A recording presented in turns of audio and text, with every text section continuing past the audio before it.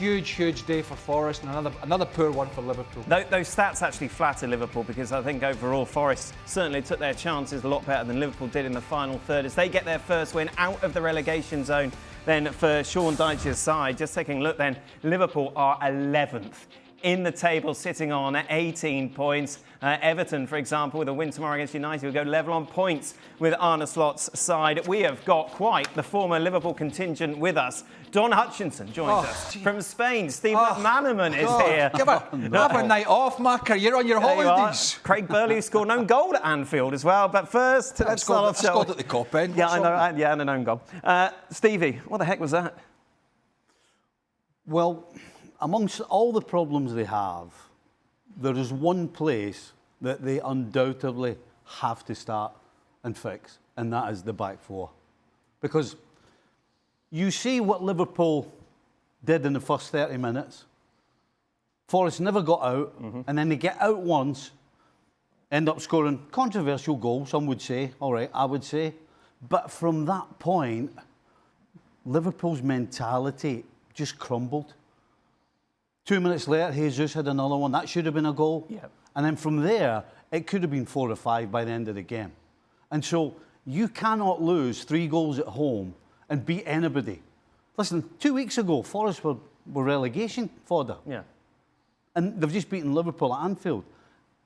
Does that say more about Forest or does that say more about Liverpool? But in terms of Liverpool, he has to get them on a training field and start doing drills. But Stevie, boring drills. This isn't new.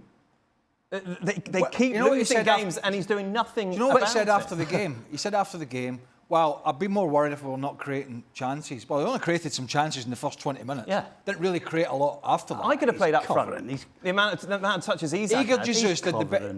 Huh? All he's doing is trying to cover.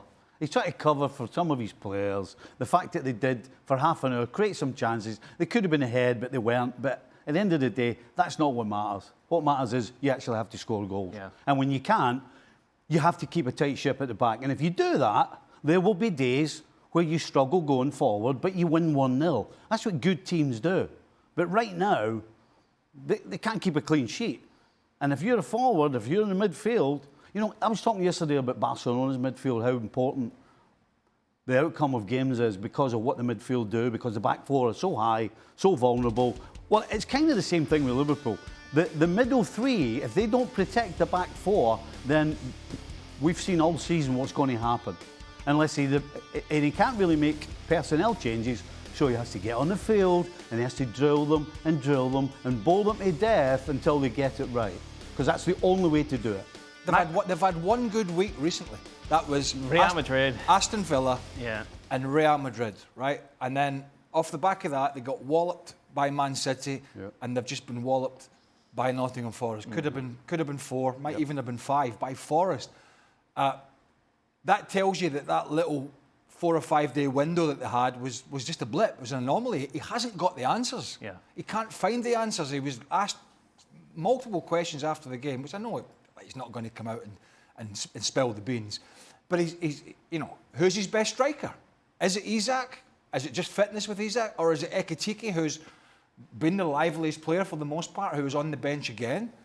You know, who's the best? You know, even Van Dijk. If you watch Van Dijk at times during this game, he's walking around the second half shaking his head. He's part of the blame. It's not everybody else. He's part of it. You watch him for Holland against Poland in Warsaw a week or so ago. He wasn't great then either. So, you know, there's when you're, that's before we get to Mo Salah, who's not had a great start to the season, obviously. So when your star players are struggling, Konate, Van Dijk and others, then how do you expect the less experienced ones, like Kerkez and others, and obviously Szoboszlai's playing right back. So, but even at that, I'm surprised by today's performance. Yeah. I thought there'd been, even though they've been struggling, I still thought there'd been more about Liverpool. It's almost akin to what we saw, not from a footballing perspective, but when we saw Eric Ten Hag's Man United lose a goal. Do you remember? They used to just crumble. Mm-hmm. And they're not quite there, Liverpool, but they're on the ropes. Macca, there's obviously a shopping list of problems that Liverpool have at the moment. If I'm a fan, though, 40 seconds into the second half, you've got away with 1-0 going into the break. You think then's the time to come out against this Forest side, who aren't very good. Yet, it's the visitors who go 2-0 up, and everyone watching knew it was dead by then. Yes, mate, right. Firstly, it's nice to see you back, mate. Nice to see you there in this chair. But also, I'm listening to the boys, and I completely agree with the legend Stevie Nicol. Of course, they're struggling at the back. They can't just get anything going at this moment in time. This was the start of an amazing run of games where, if you're a Liverpool fan, you think they're going to win today, they're going to win next week, the next 8 games, 9 games, 10 games until they meet Arsenal in January. You think they're going to go on a real good run and catch the teams who were at the top of the league. And everybody's faulting at the minute. I mean, of course, Manchester City today, Arsenal are going to play in the North London derby tomorrow. But you thought that today was the start of something where Liverpool will start a run. And today was one of the worst performances of the season. Yes, they dominated possession, but they struggled defensively, and then they couldn't get anything going up front. They were slow. They couldn't move the ball around. And it was a really... I mean, I've seen Liverpool lose this year, and I've been disappointed at times, but this was the one that left me sort of exasperated. It was an awful defeat today because it stopped everybody in its tracks. Yes, it's a difficult result after coming away from an international break, but sometimes after an international break, after a Champions League away game, sometimes you just have to be down and dirty, get the job done, and you move forward. And today, to lose at home to 3, as Bumper said today, it was just the weirdest result that I've seen in a long time. I know Liverpool are off colour, but you reckon there's definitely something wrong with McManaman as well. That's late. Because when's he ever put his hand up for an 11 p.m. Saturday night appearance from Madrid? I think he got his timings wrong. There's something awash here. Don, it was the manner of the defeat, isn't it, that's really concerning. Yeah, I mean, Liverpool fans wouldn't have liked the defeat against Man United, but they played well in that game. They hit the post, I think, 3 times in the game, and they created about 6 or 7 good goal-scoring opportunities today. The last 20 minutes, 30 minutes, they never even looked like scoring. I mean, 2 of the back 4, Konate being one of them, all over the place. And what I didn't like, which has gone viral on social media, him actually laughing as he got substituted. That was an awful look, because he's not playing well. Kirkes, the shirt looks a bit heavy and a bit big for him. Robbo came on. I know, as Craig said, he's had a heavy week, but that was a really naive rookie error, showing Amari Hutchison inside onto his left foot. Robbo's got to have more about him to send him on the outside. The second goal was weak from McAllister. Gakpo didn't track his man. The goals are conceding because, watching the game today, Dan, if you paused that game on 30 minutes and you said Liverpool would lose 3-0 from 30 minutes, it was impossible because they played really well, Liverpool. They played quite well. And all of a sudden, like the guys are saying, as soon as they lose, and there's too many red flags, they're conceding goals from set plays, far too many, and they keep going behind. 6 defeats and 7 for champions. There's loads of red flags there to put Arne Slot under a little bit of pressure, or a lot of pressure. Because, as I said, there's a way to lose a game, and you can lose a game by having a real good go, and you can come out the wrong end of a 4-3 or a 3-2. Today, like Macca said, I think you're just sitting there thinking, how on earth has the team that's second bottom of the league gone to Anfield and won 3-0? It's incredible. There's one guy who I think has escaped criticism so far. Who? Gravenberg. Okay. This is a guy who, no question, after Salah and maybe Van Dijk, was Liverpool's best player last year. No question. He was in the right place all the time. He made great decisions. He started attacks.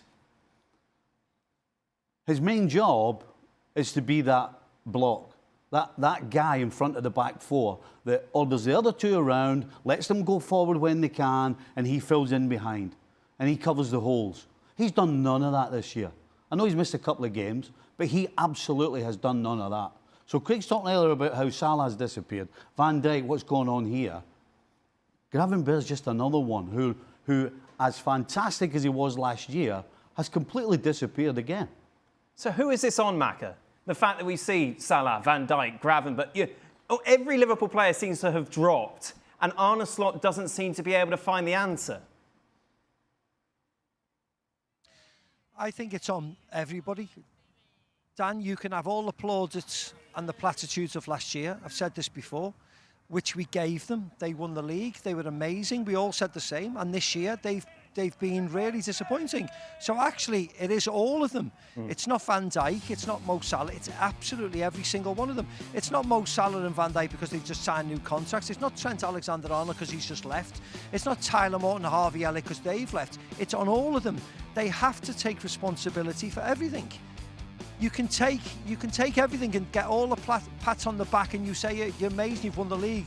But when it goes the other way, you have to take the criticism. You have to say, right, it's not good enough. You're not good enough. They're not good enough. And you have to respond. And of course, the new signings maybe have not helped the team at all because, of course, new signings are coming and 5 or 6 have left. Of course, the Diogo Jota tragedy has not helped various people. Of course it hasn't. And we as outsiders, we have no idea how that's affected people. But in the end, what goes on is that how you respond to being title champions, and you have to respond to that. And actually, if you're not responding to that, as we've seen in the league table, and you're in the bottom half of the league, and you're going to fall further tomorrow once the results come on, you have to kick on. And this was the start of Liverpool's resurgence, as I said earlier on in the programme, about their fixtures, because their fixtures were so-called easier from now till January, because of the teams they were facing at the bottom half of the league. And the fact that they've started off with this, you have no faith in what they're going to do going forward now. So when they go to West Ham away or Tottenham away, and then the home games, of course, that they're going to face, you in the past you thought that's 3 points, that's 3 points, that's 3 points. And now you're thinking, actually, what if they don't do that? What if they don't do this? Yeah. And that's where the Liverpool fans are starting to struggle. So that's the answers that they're going to have to put in front of everybody.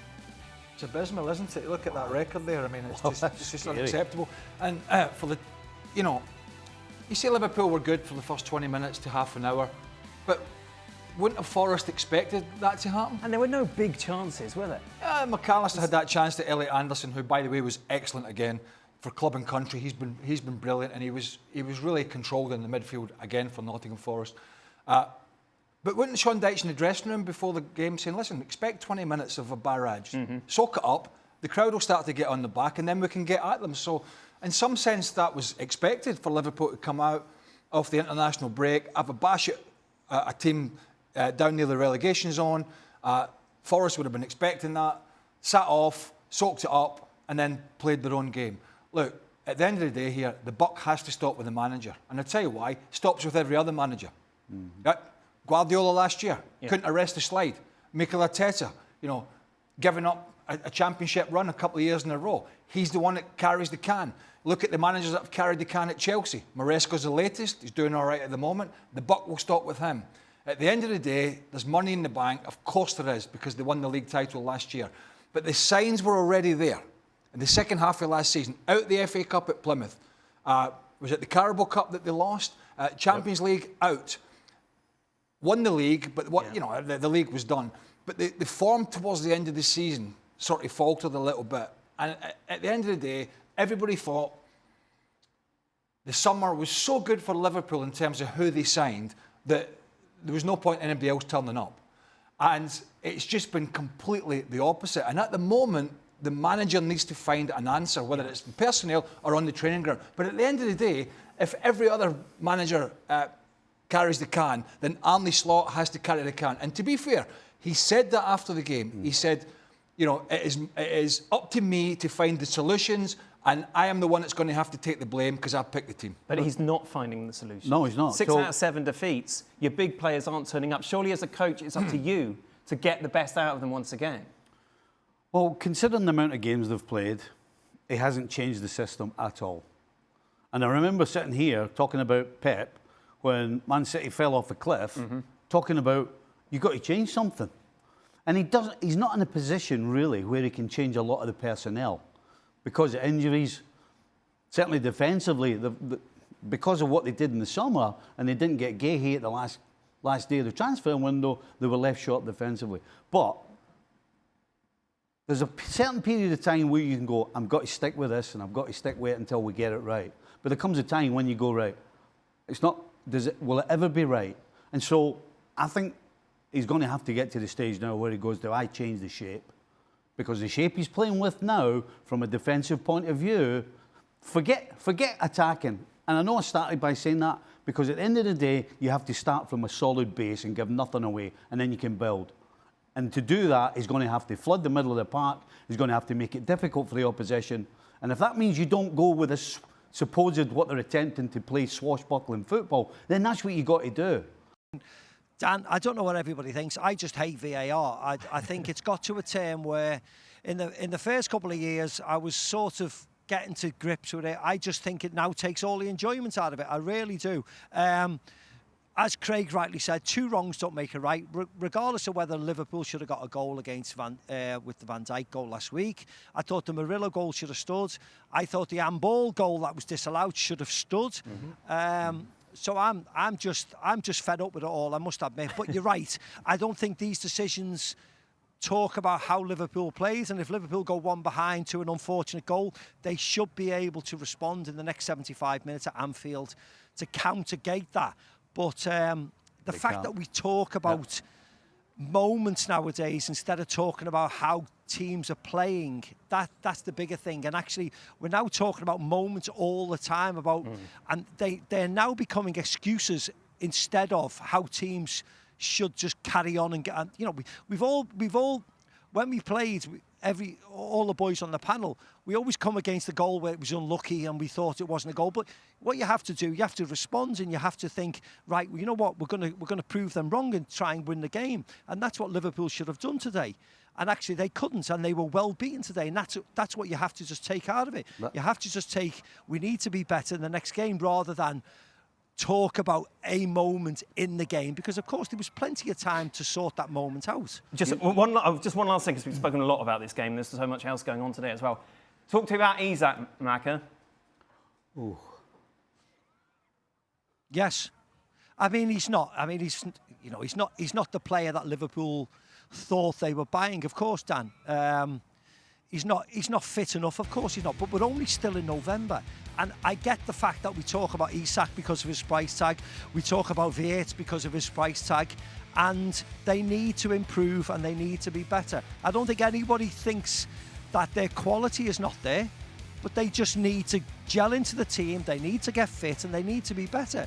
And I've got no problem that they will be better, and I'm not sitting here now or standing here now talking about that they won't be, because I've played in teams where I've seen, when I was at Real Madrid, we bought Zinedine Zidane, Dan, and he was the best player in the world, officially the best player in the world. And when he joined our team, we won the league the year before, and he struggled.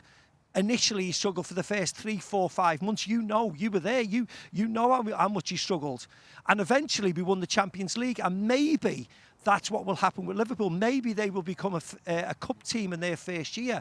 But I've seen better players struggle than the players we are talking about. So I've got no problem because I've seen it and I've lived it.